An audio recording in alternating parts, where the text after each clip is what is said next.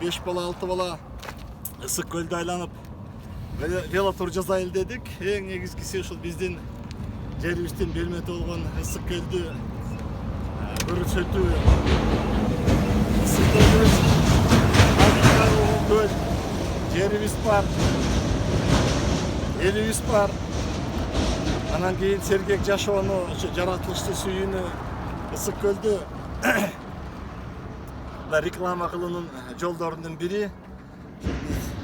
Учурдан колдонуп бардык жаштарды, жаш эмес, орто жашап калгандарды, жашы келип калгандарды чакырабыз да. Эң жакшы адам үчүн бул сергек жашоо, өзүнүн өзү денесин чындап, жаратылышты сүйүп жүрүш керек. Мен баарыңыздарды чакырам. Бүгүн ушу баштадык. 440 километр, 3-4 токтоп барабыз. Күнүнө 120-115 километрден.